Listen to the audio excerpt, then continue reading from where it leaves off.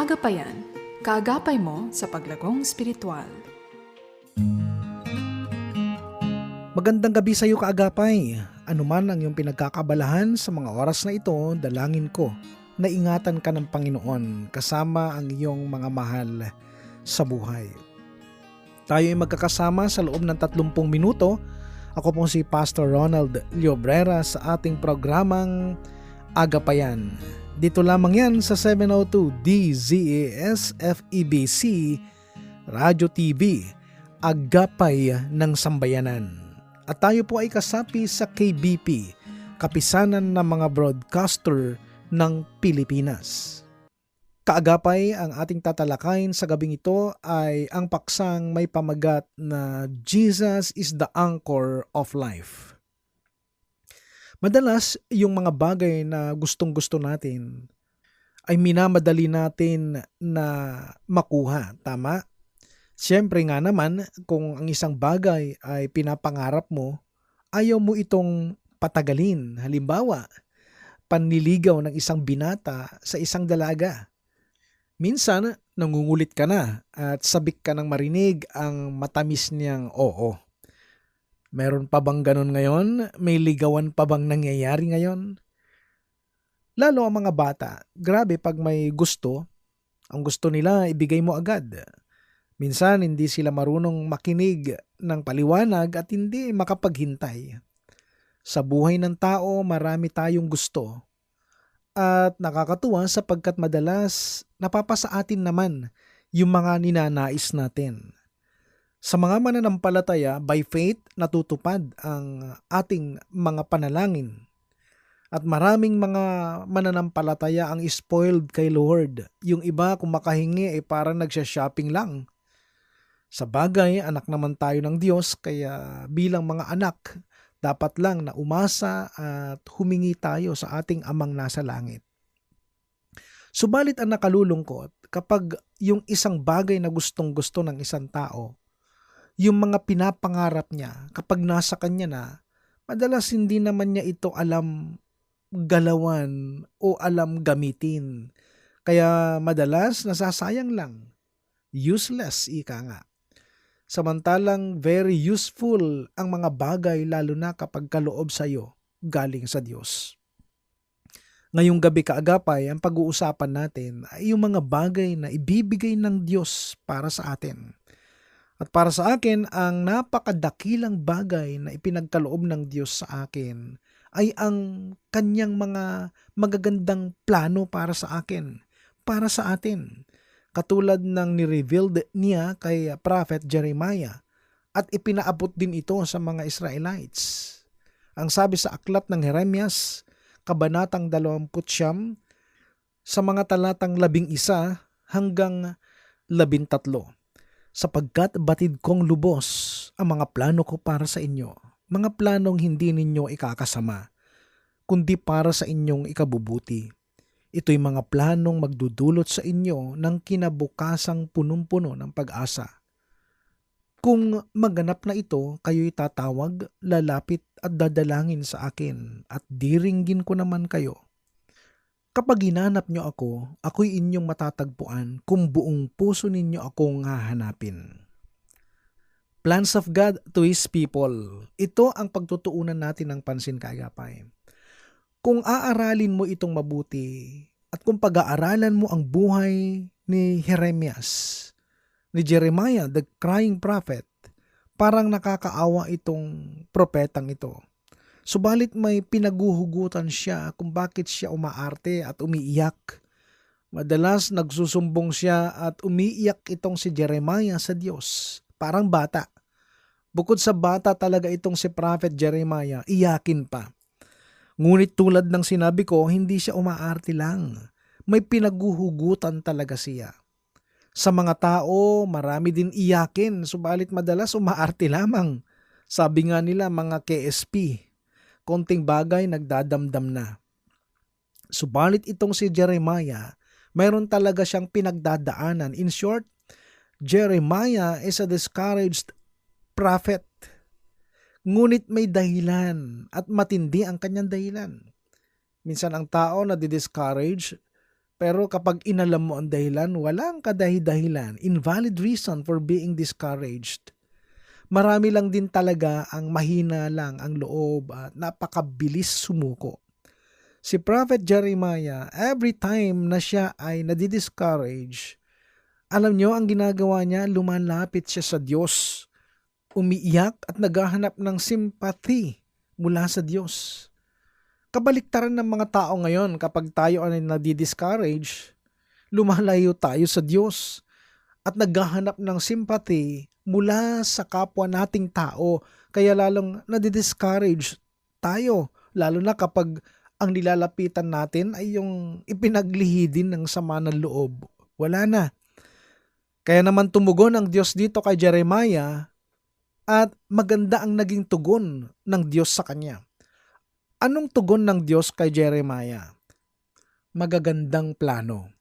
Ngayon tatalakayin natin, what are these plans? Number 1, plans to prosper you.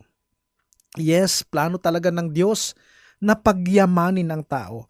Pagyamanin ka sa lahat ng ginagawa mo at gagawin mo. Plano niya talagang iahon ka sa kahirapan.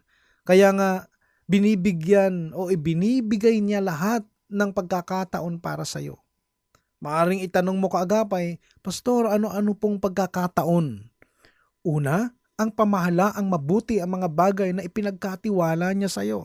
Talents, gifts, skills, time, resources, and of course, your life. Kapag sinabi kasing to prosper you, hindi lang naman tungkol sa pera ito. Lahat ng aspeto ng buhay mo nakapaloob dito. Pangalawa, ang isa pang matinding ipinagkatiwala sa iyo ay ang ministeryo mo, ministry. Subalit ang tanong, minamanage mo ba itong mabuti? Iniingatan mo bang mabuti ang ministry mo? O napapabayaan mo na? Tandaan natin kaagapay, ang pagkakaroon mo ng ministry ay desisyon ng Panginoon yan. Siya ang nagpasya upang magkaroon kanyan. Kasama pa dito ang pag-aaral mo, trabaho mo or business mo, at higit sa lahat, pangatlo, ang pamilya mo. Subalit ang nakalulungkot, ang madalas na mangyari ay hindi natin namamanage at naiingatang mabuti ang mga bagay na ito sa buhay natin at nauuwi sa wala. Why? What is the reason behind? Mamaya bibigyan po natin ito ng kasagutan. So, first, plans to prosper you. Secondly, plans to protect you. Protect from what? Of course, from evil. Di ba ang sabi, not to harm you? Dito sa mundo kaagapay, napakadaming pwedeng makasira at makapanakit sa'yo. Tingnan mo nag-promise ang Lord na pagyayamanin ka niya. Ngunit hindi lang hanggang doon. Nag-promise din siya ng protection para sa'yo. Sapagkat alam ng Diyos na kapag umaasenso ka na, kapag umaangat ka, gagawa din ng hakbang ang kaaway para hatakin ka pababa at ibalik ka sa dati mong kalagayan. Tingnan mo to kaagapay, ang daming nakaranas yumaman, subalit minsan bumabalik sila sa kahirapan. Ang daming dumanas ng katagumpayan, subalit bumabalik sila sa kabiguan. Ang ganda ng trabaho mo tapos bigla kang natanggal. Ang lakas ng kita ng business mo tapos unti-unting nalugi. Ang daming naging masaya, ngunit ngayon malungkot na ulit. Ang dami ring nakaranas ng healing o kagalingan, subalit ngayon sakitin na ulit. May ministry ka dati, ngunit ngayon wala na. Alam mo kaagapay, hindi naman talaga ang Diyos ang bumabawi ng ministry mo o kung ano mang meron ka dati. Hindi ganun ang Diyos nang babawi. Alam mo kung bakit wala na yung mga dating nasayo? Sapagkat ninakaw ng kaaway. Pastor, akala ko ba may protection? Mamaya malalaman natin ang sagot. Number 3, plans to give you hope. Kasama sa plano ng Diyos ang bigyan ka ng pag-asa sa buhay mo. Ang hope po ay kabaliktaran ng discouragement. Ang tanong, kailan ba nadi-discourage ang isang tao? Sa mga panahong siya ay napapagod physically, emotionally, and mentally. Kapag hindi mo na-manage itong tatlong ito, physical, emotional, and mental, discouragement ang bagsak mo. Minsan simpleng stress lang na nauuwi sa depresyon at kapag hindi naagapan nagiging mental illness. At kapag wala na sa tamang kaisipan, nakakalungkot man isipin, naiisip ng magpatiwakal o mag-suicide. Magagawa ba ng taong nasa tama ang pag-iisip ang pagpapatiwakal? Ang sakit kaya nun, buhay ka tapos pipilitin mong mamatay, masakit yon. Kapag oras mo na talaga mamatay, hindi masakit. Dahil oras mo na. Ngunit kung hindi pa at pipilitin mong mamatay, nako, sobrang sakit nun. Bakit nga ba nangyayari itong mga to? Kasi nga nawawalan ng pag-asa. Hopeless. Pastor, akala ko ba nag-promise ang Lord ng hope? Yes, aalamin po natin ang sagot mamaya kung bakit nangyayari pa rin ito. Number 4, plans to give you future. Ito maganda. May nakalaan sa iyong magandang kinabukasan na galing sa Diyos. Plano ng Diyos ang isang magandang kinabukasan para sa iyo, para sa pamilya mo. Yung mga medyo bata pa, malaki pa ang chance ninyo para ma-enjoy ang inyong future. Yung iba pag binanggit ang salitang future, pag-aasawa ka agad ang naiisip. Di ba pwedeng career muna?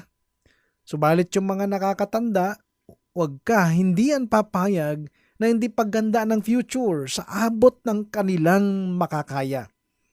Kaya nga lahat ginagawa din nila para sa magandang kinabukasan. Lahat papasukin para magkamal ng malalaking salapi at magkaroon ng magagarang bahay, kotse at makapagbakasyon around the world. Kaagapay lahat ng ito ay nakalaan para sa ating lahat.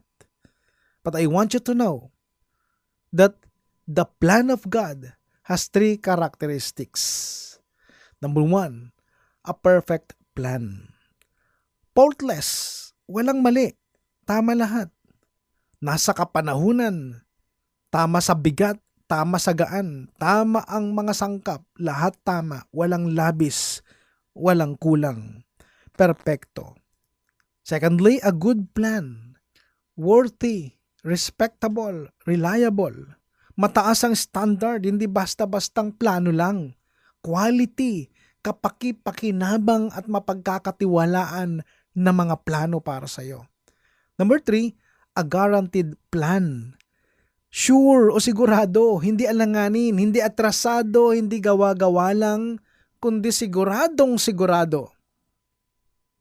Pastor, kung ganon, bakit hindi ko po nararanasan yung mga yan?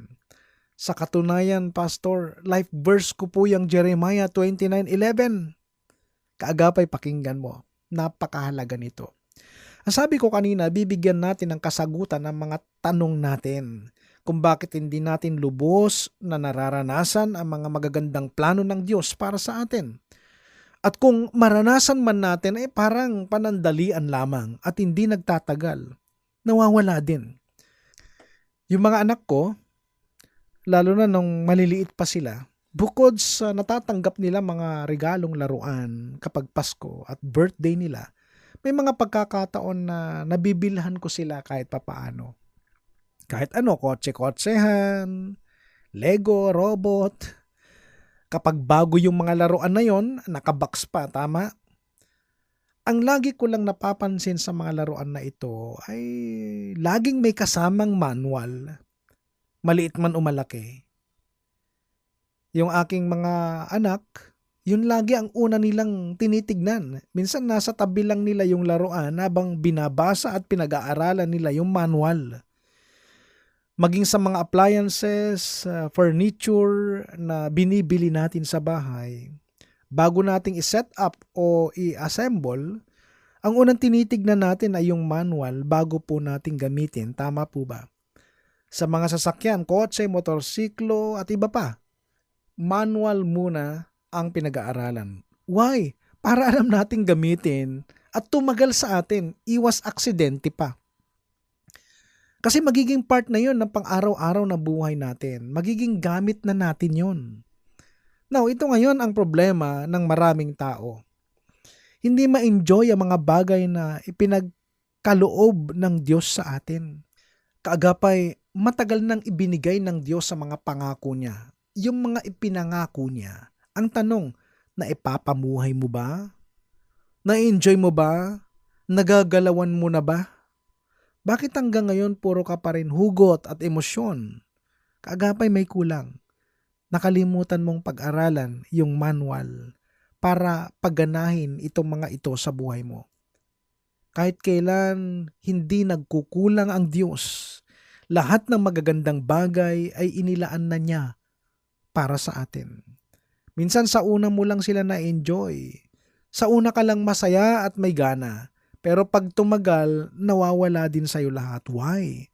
Kasi hindi mo nabasa at napag-aralan yung manual kung papaano pakinabangan talaga yung mga pangako ng Diyos sa'yo.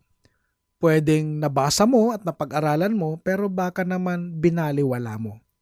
Kaagapay, lahat ng pinagkakaloob ng Diyos sa atin ay may kasamang manual. Why?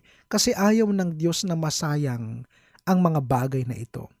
Ang gusto ng Diyos ay ma-enjoy at mapakinabangan talaga natin. Maging useful at hindi maging useless ang mga galing sa Panginoon na para sa iyo. So papaano? Kaagapay libreng ibinibigay ng Diyos sa iyo ang kanyang mga pangako. Ikaw naman na ang bahalang aralin yung manual para magamit mo na. At walang ibang manual kundi ang kanyang mga salita, ang banal na kasulatan. O sige na nga, bibigyan na nga kita ng ilang mga matitinding manual.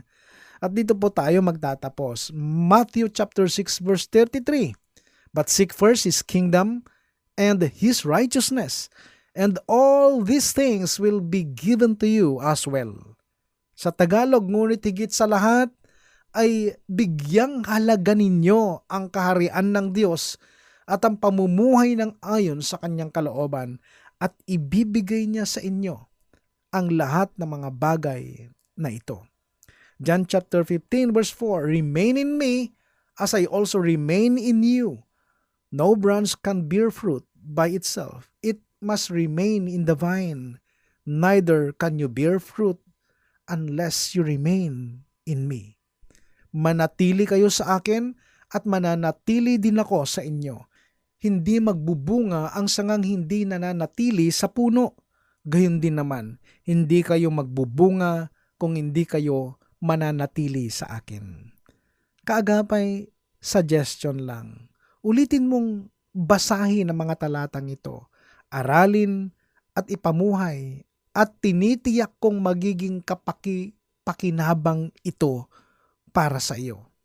Kaagapay, iangkla mo ang iyong buhay sa mga salita at sa mga pangako ng Diyos. Sa Diyos ang papuri, dyan muna magtatapos kaagapay ang ating pag-aaral sa gabing ito.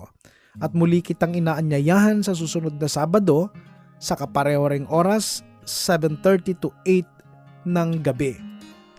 Kaagapay, kung mayroon kang katanungan or any concern with regards to our topic, maaari kang magpadala ng iyong mensahe sa 702-DZAS FEBC Facebook page or mag-text ka sa cellphone number 0999-223-5668.